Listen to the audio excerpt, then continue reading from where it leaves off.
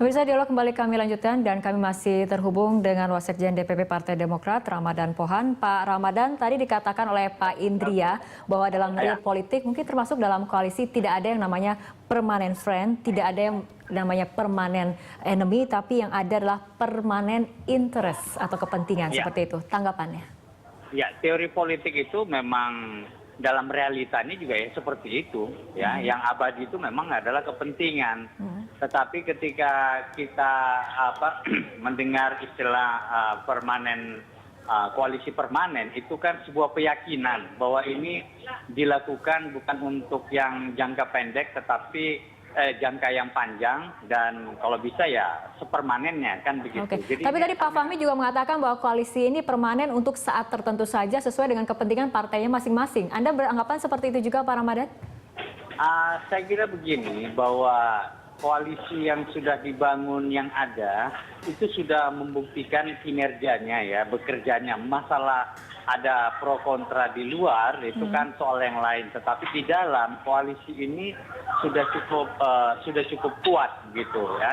Nah, ke depan ya kami berharap bahwa masih bersama dengan semangat koalisi ini tadi gitu. Tetapi seperti yang saya katakan tadi, bahwa posisi dari Partai Demokrat ya, kami tidak kalaupun tidak ada orang yang di luar pemerintahan, kalau misalnya Jokowi jadi presiden, kami tetap akan di luar pemerintahan. Oke, baik. Pak Ramadhan, bagaimana tanggapannya mengenai kekhawatiran bahwa koalisi permanen ini akan dibuat untuk menjegal pemerintahan selanjutnya? Tanggapan Anda seperti apa?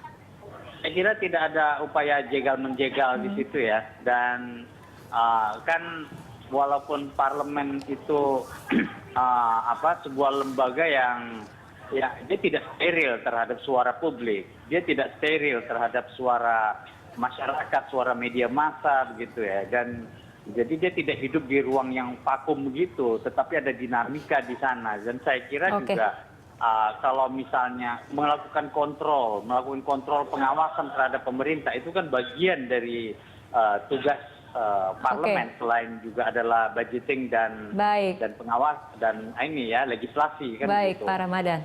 Iya, Pak Indria, ini kenapa kemudian saya menanyakan menjegal pemerintahan, karena memang banyak kekhawatiran seperti itu, apalagi setelah kemudian munculnya Undang-Undang MD3 seperti itu.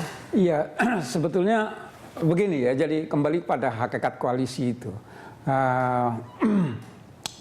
Untuk memperkuat bargaining position parlemen terhadap eksekutif, jelas.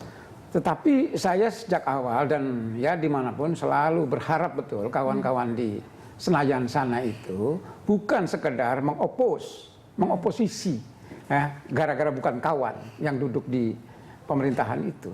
Tetapi sudah ada 3 fungsi yang melekat, ada dalam undang-undangnya, pengawasan, budgeting, dan legislasi. Mestinya itu yang harus diefektifkan. Jadi bukan soal suka tidak suka, kalau menjegal, apalagi menjegal gitu kan. Jadi saya cuma berharap sebagai warga negara, pemilih mereka-mereka juga, mari kita membangun demokrasi yang lebih substansial gitu kan. Jadi misalnya tadi di contoh, saya juga menduga kemarin keberhasilan MD3 itu diparipurnakan dan akhirnya lolos karena gara suara yang disebut koalisi baru ini mendukung. Ya. Tetapi ini saya bilang ini seperti menggaruk di tempat yang tidak gatal. Ya. Oke, baik. Pak Indra, kita akan lanjutkan perbincangan, tapi kita ikuti jeda berikut terlebih dahulu.